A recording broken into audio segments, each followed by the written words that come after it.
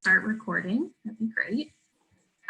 Right now, we don't have a chair for this committee, and we'll probably do that next month. So in the interim, I'll just introduce the meeting as the staff liaison. This is the December Places 29 North Community Advisory Committee meeting. And I'm Michaela Accardi. I work in long range planning at Albemarle County Community Development.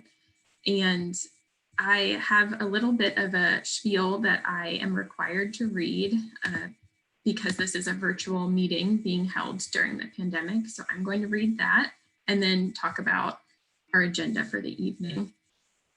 So this meeting is being held pursuant to and in compliance with Emergency Ordinance number 20-A14, an emergency ordinance to ensure the continuity of government during the COVID-19 disaster. The committee members who are electronically present at this meeting are Bill McLaughlin, James Dean, and Tony Pagnuccio. Is that how I say it, Tony? Panuco. Panuco. Okay, thank you. And the persons responsible for receiving public comment are the Places 29 North Community Advisory Committee. Opportunities for the public to access and participate in the electronic meeting are posted on the Albemarle County calendar. And the staff present are myself, Michaela Accardi, as well as Vivian Kirschel. So tonight's agenda is largely a lot of me talking. I'm going to provide some background information about Community Advisory Committee's roles and purpose, as well as some rules of procedure, and then talk about the Freedom of Information Act and Conflicts of Interest Act that apply to this committee as a public body. And then I'll talk about how development review happens in Albemarle County. I'll pause at the end of each of those topics and we can I can answer questions. I can also follow up if I don't know the answer to a question, and we can have a discussion there. So it'll be a little informal tonight in that sense that this is more of a training. I think for all of our members on the call are new to this committee, and we have Sean Tubbs listening from the public as well. So Sean, that's some context for you as well in the meeting. I'm going to share my screen and get started.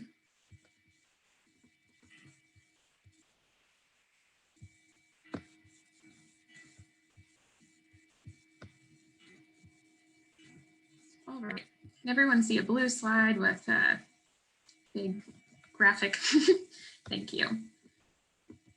All right, so as I mentioned, I'm Michaela Accardi, and I'm the staff liaison for the Places 29 North CAC. And the purpose of this portion of the presentation is to talk about CACs generally, their role and meeting procedures. This information was covered in some information that I emailed each of you when you joined the CAC, but I'll follow up again with this information after the meeting, and I'm happy to answer any questions. I'll pause at a couple of key moments for that. So the purpose of the CAC is really to provide input and feedback to county staff as well as the Board of Supervisors on the implementation of the Places 29 Master Plan. That is a long range plan for a portion of the area that the Places 29 North CAC makes up.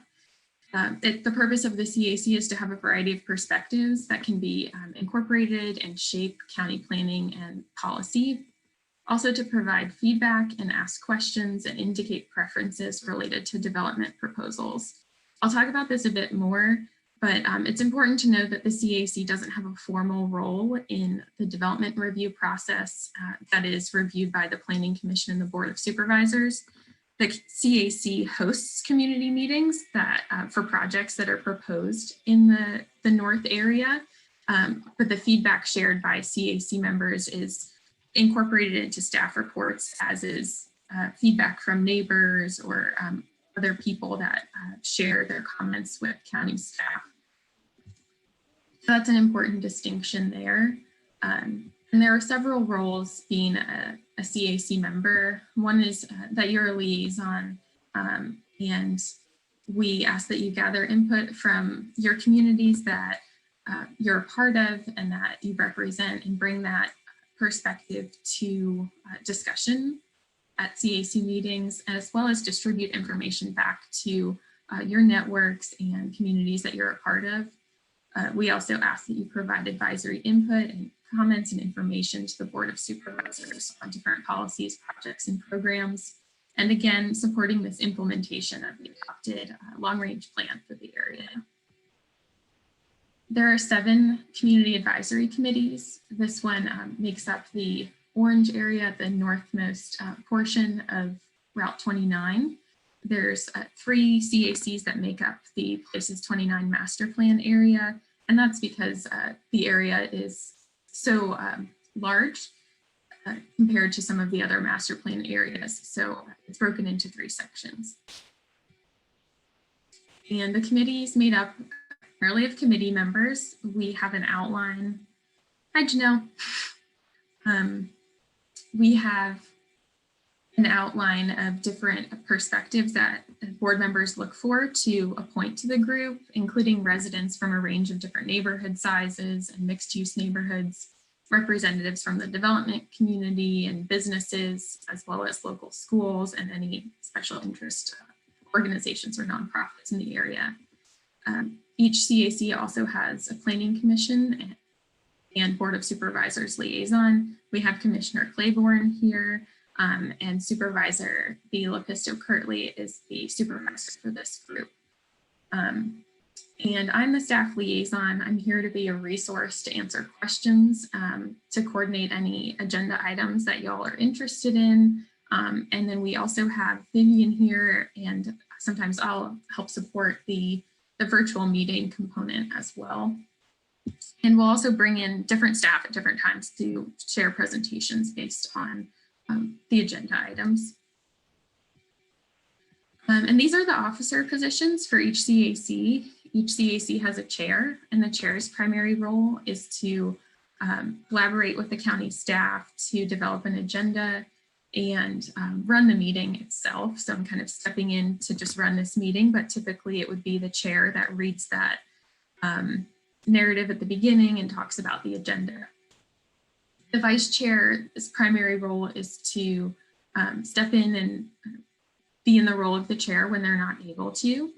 And the secretary records proceedings of the meetings and takes minutes. We record these virtual meetings, though it's helpful to have written minutes that Bill is doing for us this evening so that folks can look back at high-level notes from the meeting without having to watch the entire recording. So we'll do elections next month, and just keep these positions in mind for selecting the different officers for this CAC. And we'll do the nominations and the elections just through a voice vote over Zoom. And I'll explain more about that next month, but that's something to be aware of. And as you know, there are monthly meetings for the CAC that typically range for 1 to 2 hours. We have this meeting on the second Thursday of each month from 6 to 7:30 p.m. And when we were in person, we were holding it at Hollymead Fire Station. And we'll be continuing to hold these meetings virtually for the foreseeable future. We'll keep you updated if there's possibility to be in person. And the typical meeting agenda includes a call to order and approval of minutes done by the chair. Any announcements can be shared. And then typically the bulk of the meeting is made up of scheduled presentations by different staff or community organizations. And the meetings typically conclude with updates from the Planning Commission and board liaisons for projects that may be of interest to this group. And the rules of procedure these are the main ones, is that a quorum is really established when there's a simple majority of appointed members. So this group currently has 5 appointed members. Once we have 3 present, that's a majority and constitutes a quorum. And so we can always hold a meeting when there's less than a majority in attendance, but no action can be taken. And the typical actions that are taken by a CAC are adopting minutes. And those are done by the chair asking for a motion to approve or deny, and someone we'll make a motion and a second will occur, and then just we will unmute everybody and voice a vote in favor. Or for minutes, I've never seen a denial, I've just seen amendments. And again, community advisory committees are not required or recommended to take votes of approval or disapproval on policies, programs, or proposals. There's not a formal role that CACs play in the approval process. So we typically don't see these groups take votes or actions on things except for the minutes. That's in my experience and the kind of scope for the CACs that the counties have outlined. So that's the first portion of my presentation, and I'm gonna stop sharing my screen and just pause there because I went through a lot of background information on CACs, and if you all have any questions, we can talk through those. Does anyone have any questions?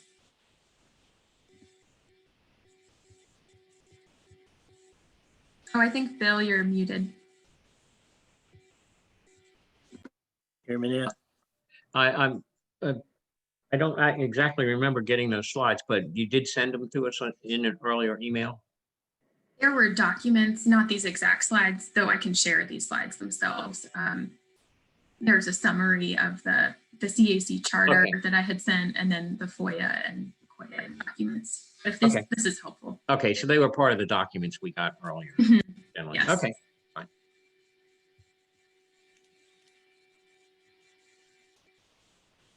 Okay, well, I will keep going with the next section, and we can always circle back if there's more questions.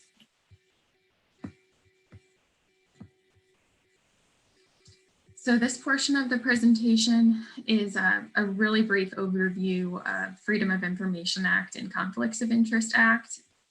And these are a part of the training and onboarding for CAC members, because CACs are a board appointed committee. So that means they're a public body, and public bodies are subject to noticing the public and making them available even when held virtually. And so typically what we're required to do is notice at least 3 days prior when a meeting is happening and ensure it's open to the public. So for example, tonight people can click a link and listen in on their computers or on their phone, and that constitutes a public meeting. And then minutes are also taken as part of the requirements by FOIA that include the date, time, location, and who's present, as well as a summary of what occurred. And this is important to be aware of in the sense that a meeting can exist when 3 or more members of a public body are assembled for the purpose of discussing business of the CAC.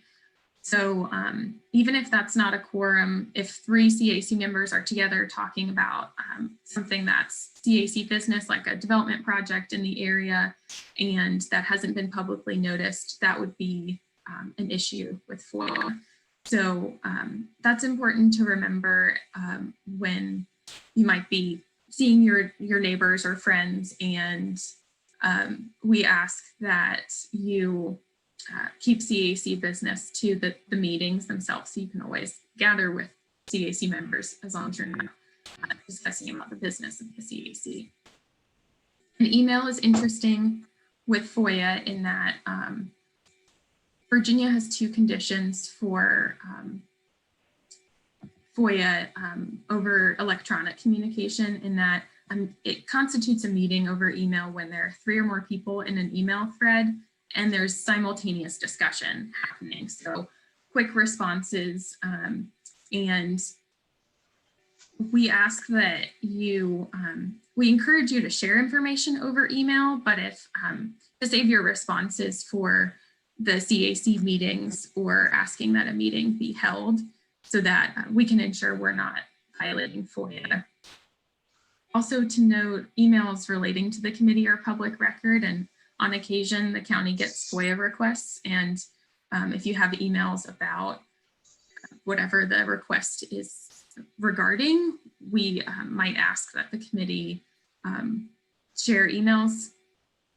And again, if an issue is generating a lot of emails and back and forth, it's probably best that the discussions held until the meeting is noticed and held. That's all I have on FOIA. The Conflict of Interest Act is regarding when committee members have a personal interest in a matter that's discussed by the committee. A personal interest under the definition of FOIA means when a committee member or an immediate family of that committee member owns property or has a business involved in or has income or represents a client related to that item. And I'm not the person that makes determinations on conflict of interest at the county, but if you think you might have a conflict of interest, feel free to let me know and we can figure out how to navigate that. What COIA asks is that a committee member disclose their interests, and you probably received or should have received when you were appointed some paperwork about disclosing property you might own in the county or businesses you might own, and that's part of compliance with this. And that's it on FOIA and COIA. I can answer any questions there. Yes, Corey. Okay, on that slide, that was about FOIA. There was a second bullet about simultaneous communication. Could you talk about that? Is that like texting and email at the same time? Is that what the intention is? Oh, the intention is, my understanding from our county attorney's office is that when you're responding to an email that under FOIA is considered simultaneous, like within a couple minutes of one another. So same medium, but typically there are so many options for that to happen now with social media, with our virtual meetings, with email, that I think the safest way to make sure you're not violating FOIA is to just share information and then save discussion for the meetings. And if an additional meeting is needed, let me know and we can meet those requirements.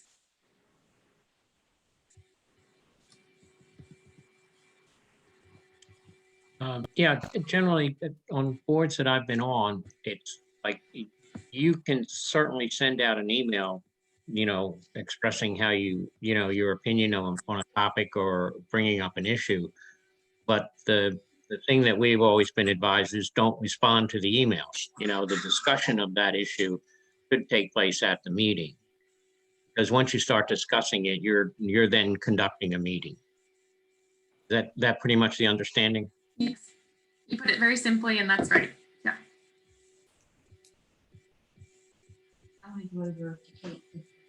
Okay. Okay. I'm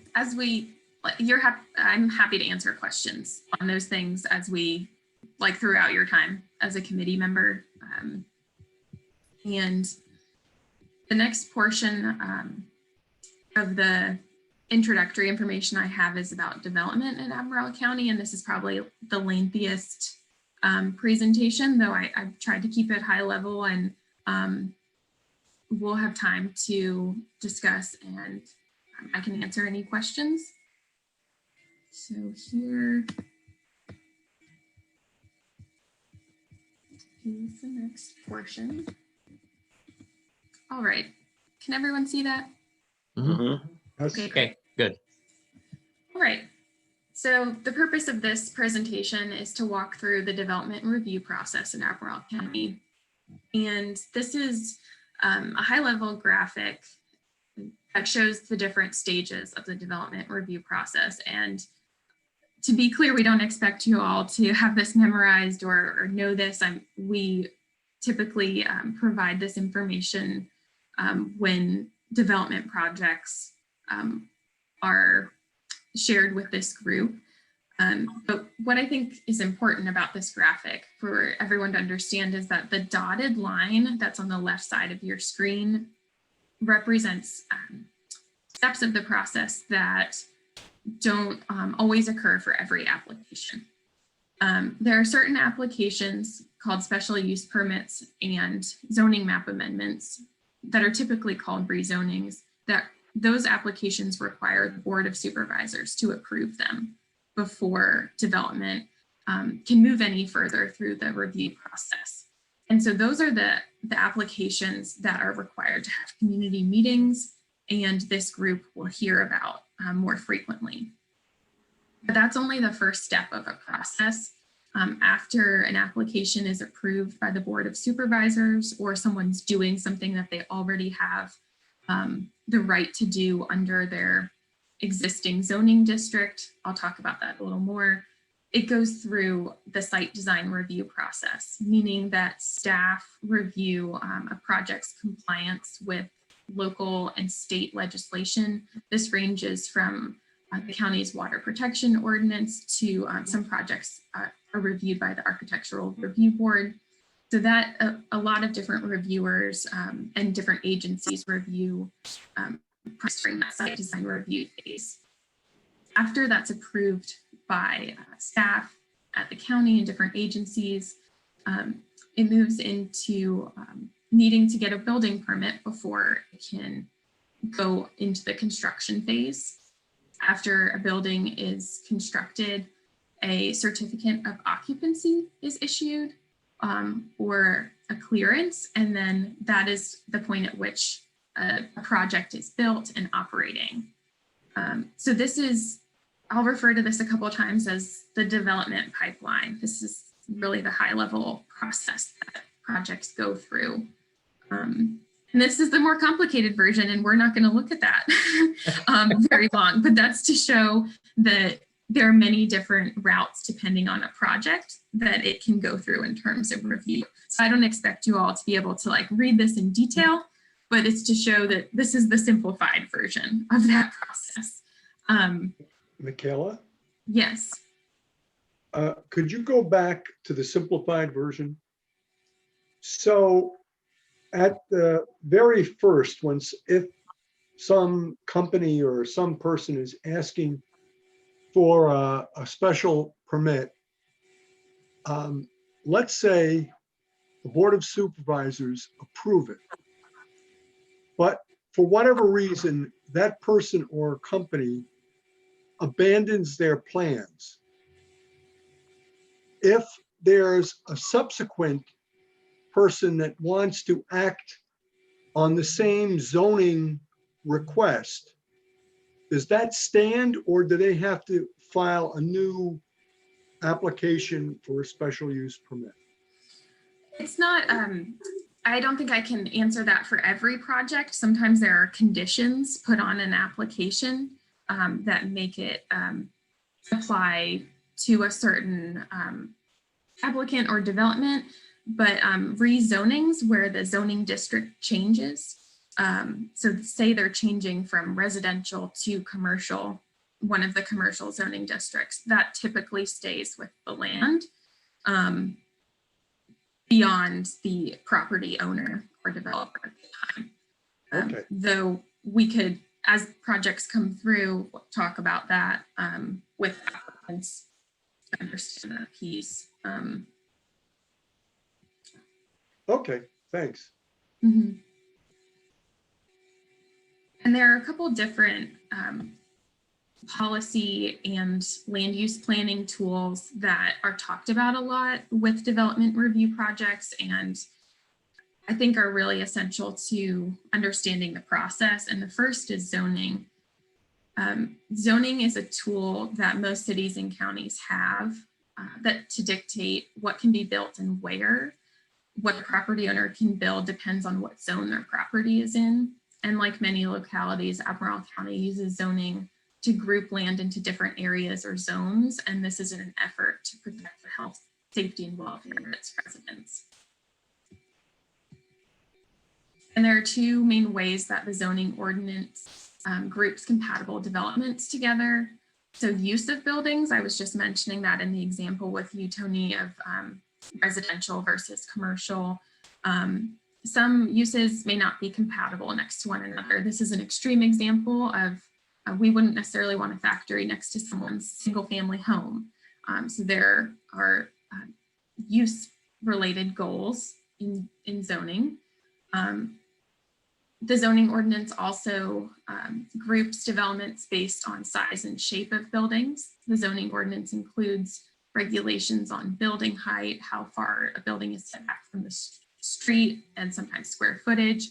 And this is in an effort to avoid, an extreme example like this with a single family home and a high-rise development next to it. So these are examples that we would definitely not see in the county, but to demonstrate how zoning works. And the important distinction between zoning and future land use planning is that the zoning ordinance dictates what can be done by right today. By right's a term that I feel like a lot of folks use locally to describe what's legally allowed for a property owner to develop based on their zoning district. So you might hear that a lot, and that's just saying they already have the legal permissions to do that kind of development, and it's reviewed by staff. It does not go before the Planning Commission and the Board of Supervisors. A different tool that Albemarle County uses to, as part of its planning process, is the comprehensive plan. And the comprehensive plan establishes a 20-year vision for the county. So this is a long-range planning document that has overarching policies and recommendations. And you can think of it as a nesting doll in a way that incorporates master plans and small area plans within it. So as each of those area plans are developed, they become a part of the comprehensive plan. And all of these plans and policies and recommendations are adopted by the Board of Supervisors and developed through an engagement process with community members. And we work to prioritize those that are most directly affected. Each development area has a master plan. The one for the CAC is the Places29 master plan. It includes future land use recommendations for every single property. And sometimes the current zoning and the future land use designations don't line up. You can see this is the county's development areas, most of them included, and zoning and land use have different colors at times. And so we see the legislative review process. So again, the process where the Planning Commission and the board review applications come into play when an owner is seeking to change the zoning district or develop a use known as a special use. Some zoning districts, most zoning districts have a list of special uses that require an applicant to go through this process with the Board of Supervisors. And so the comprehensive plan is one of the main tools that county staff use to evaluate if a project is consistent with the long-range plan of the county. And the applications reviewed by county staff and other agencies as it applies to the project. These include Virginia Department of Transportation, the Service Authority, Rivanna Water and Sewer Authority, and others, as well as the Planning Commission and Board of Supervisors who have public hearings for these projects. And again, I've mentioned a couple times that community meetings are required for these rezoning and special use permit applications. And typically the CACs host these community meetings when they're in their CAC area. And the goal of the community meetings are to share information about the project and the development review process and any policies or regulations that apply to that project, as well as to understand public input and feedback on the proposed project. And a summary of this feedback is included in the staff report that's shared with the Planning Commission and the Board of Supervisors. I can pause there because this next section is about a tool that we have, development dashboards, which is a way to find out more about projects in the area. So it feels like a natural stopping point. Does anyone have any questions?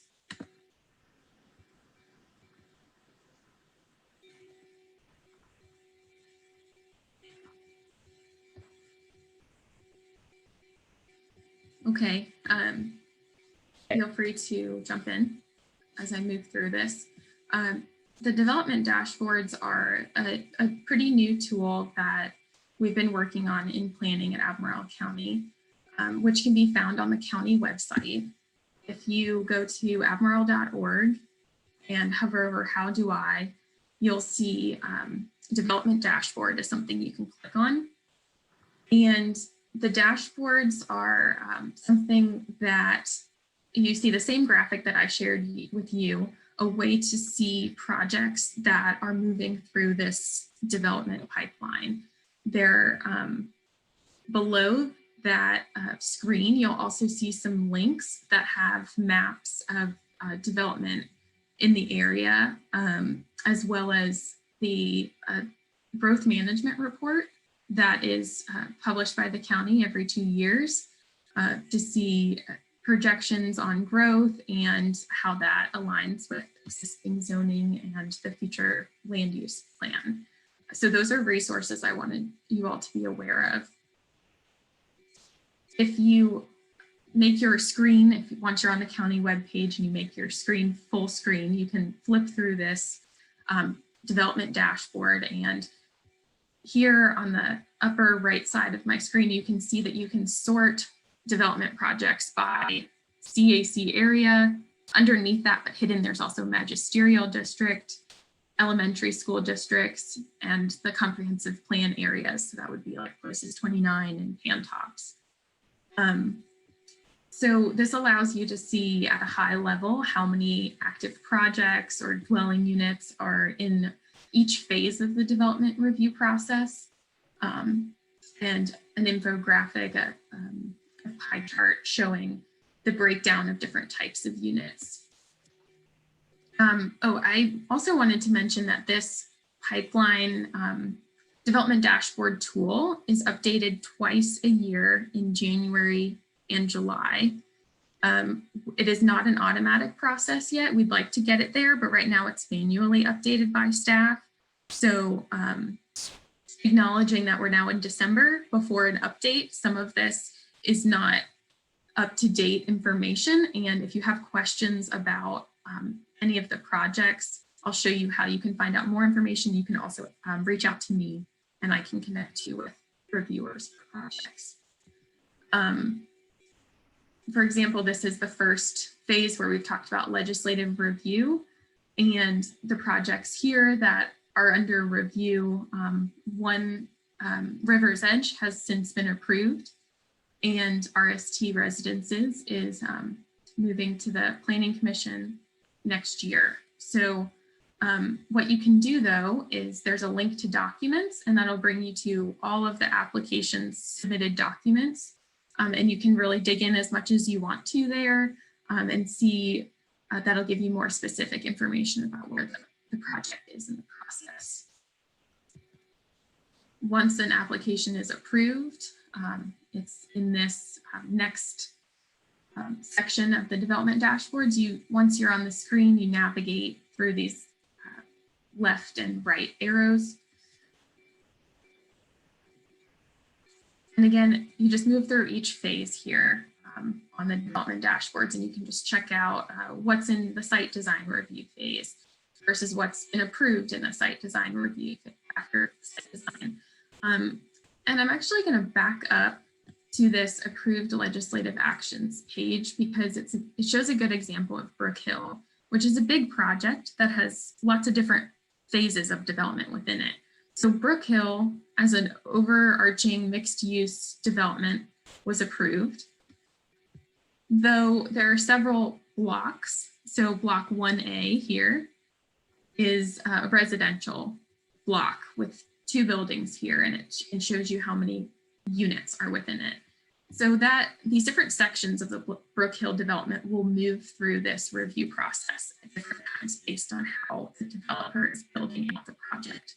So I wanted to explain that because you might see, okay, Brook Hill overall has been approved by the board. What are the different phases of Brook Hill? How are those developing out? And you can, that's significant, I think, in the Places29 North area. You can see different phases of Brook Hill senior living under construction now, for example. So we hope that this is a helpful tool to be able to access information more readily. The last page of the development dashboards is all of the projects within an area that you can sort by, or you could just look at all of them throughout the county. And it allows you to just see all of the project information. And if you were to scroll to the right, you would see a link to documents as well. I'll share a link to this with everybody after the meeting. And if you want to explore this tool and follow up with me with any questions, feel free. That is the end of that presentation. Well, that was very interesting about how you can check out where different developments are moving along. Now, what happens if, say, a development is voted down or rejected by the Board of Supervisors? Is that information available, and is there like a reason provided by the Board of Supervisors? So that's a good question for the dashboards specifically. What we might see sometimes, usually projects that are deferred, for example, like they're not denied by the Board of Supervisors, but told to resubmit or follow up, those can sit kind of in the legislative review phase. But denials, when this is updated, would be removed from the legislative review kind of phase of that tool. You can see the board's action on items from when you, on a different part of the county website, when I can navigate to that or share my screen if needed. But when you look at the board's agendas and minutes, there's action memos at the end of each board meeting, and it'll say what the board's action was. And that's where you can understand how the board responded to a proposal and application. Okay, thanks. Mm-hmm.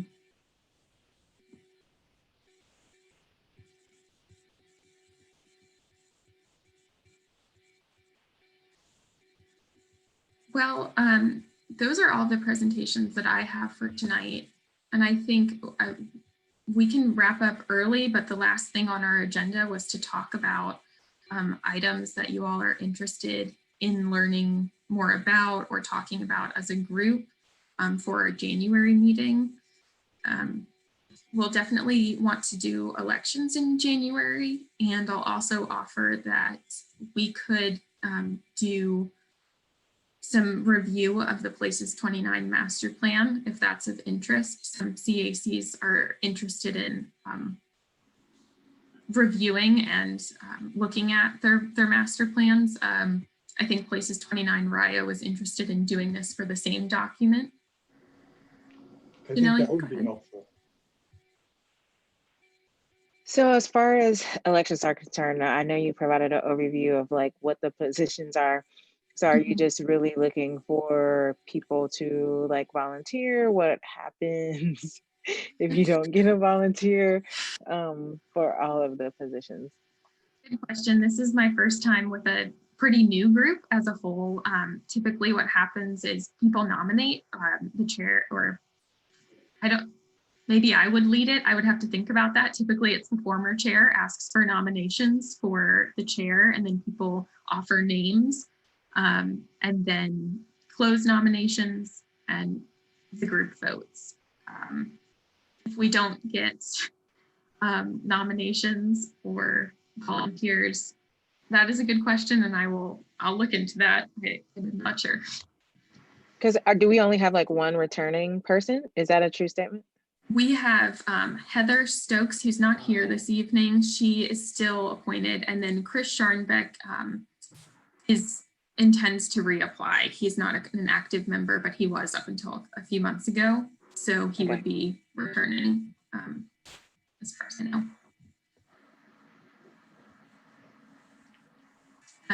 But if anyone is interested in being a chair or any of those positions, I know that this is new, and I'm happy to support y'all however you need as a new group. Well, Just to let the rest of you know, I volunteered to take the minutes tonight, so I could probably see see how that goes, and then maybe, if I'm doing a good job, maybe I can continue on in that position, secretary. So I wouldn't have a problem with doing that.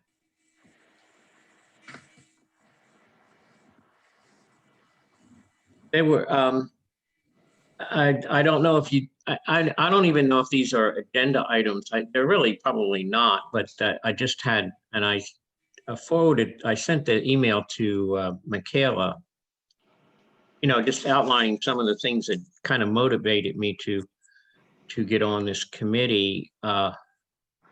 One of them was a development close by here, and that got me to thinking about the county's master plan and zoning and that sort of thing. I'm just going to go through them. They're not in any particular order. I don't even know if they really make any sense in regard to this group or not, but maybe we can discuss that at the next meeting.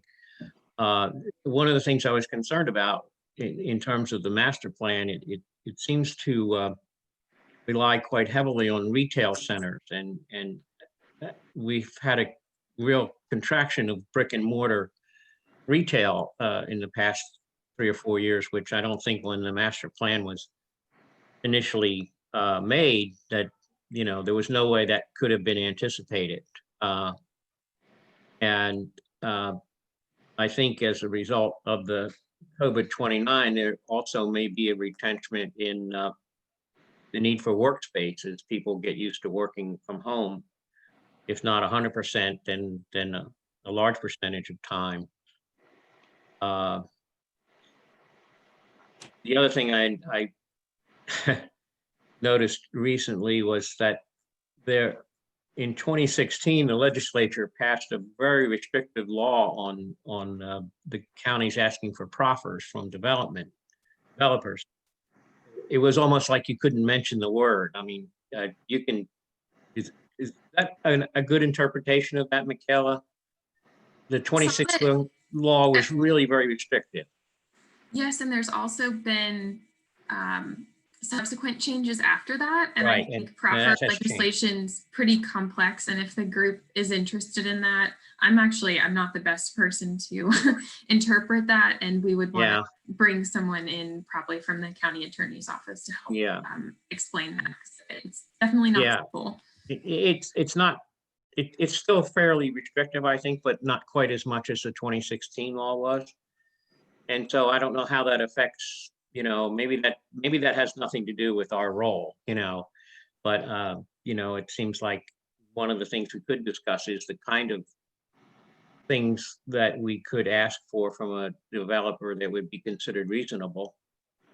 And the other thing I've been noticing as you read about more housing trends and in relation to the pandemic is there seems to be much more of a demand for open space and private space in people's where people want to live, basically, so that they can go outside without having to mix with the public, so to speak. And I'm wondering how that might affect plans in terms of, it seems like a lot of these developments are fairly concentrated in terms of lots of townhouses and apartments and that sort of thing. So those are just the kind of issues that, kind of circling around in my mind that I thought maybe, being on a committee we might have some contribution on. And I'm done.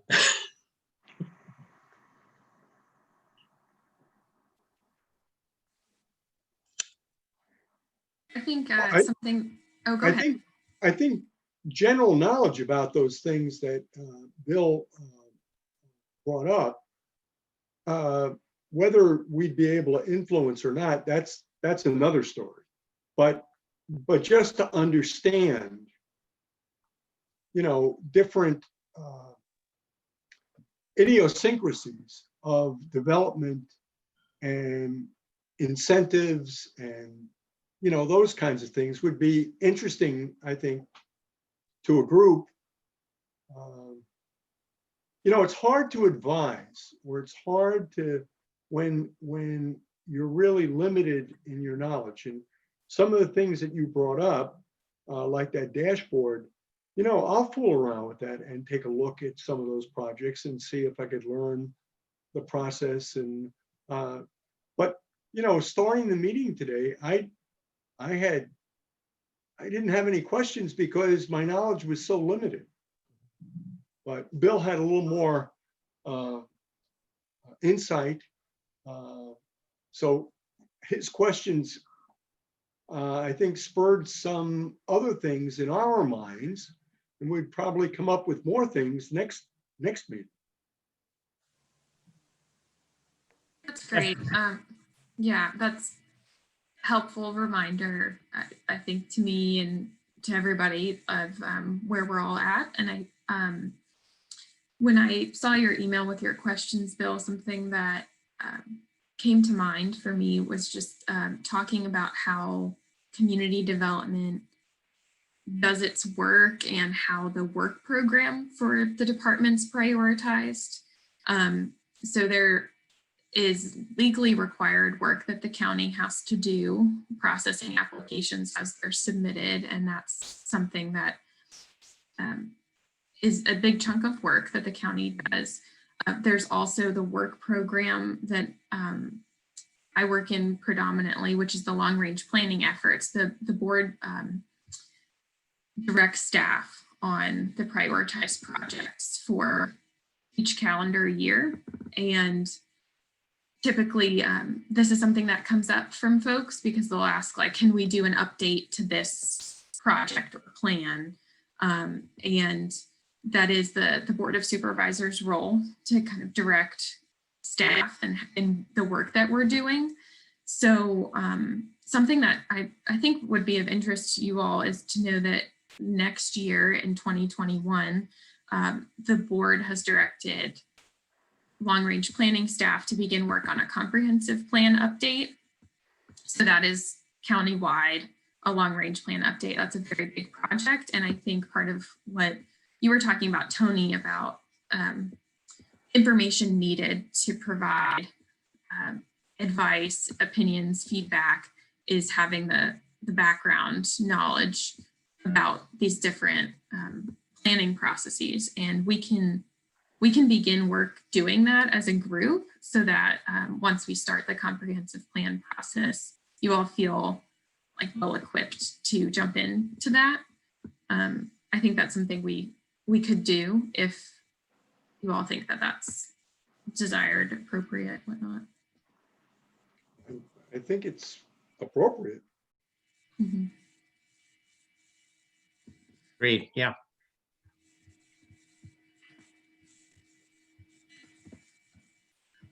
Janelle, did you have another question or comment, or I can just move your hand down if not? I'm sorry. Sorry, no, I forgot to lower my hand. Oh, it's okay. I just didn't want to be ignoring you.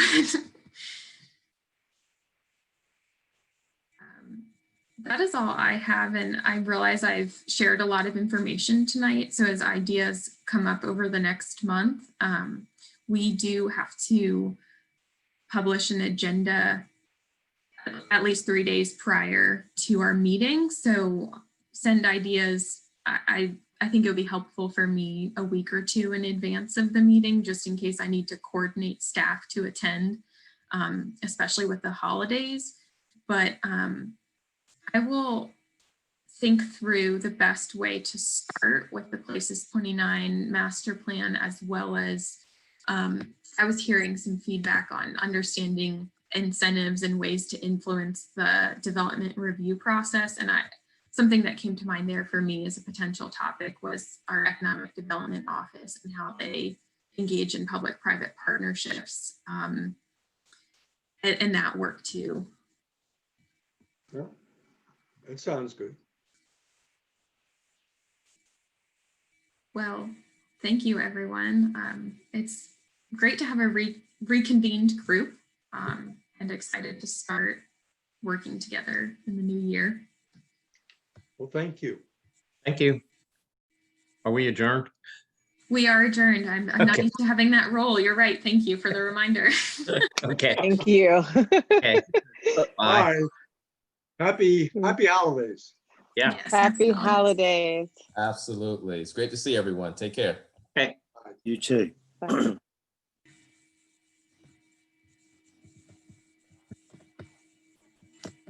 Oh, there I am.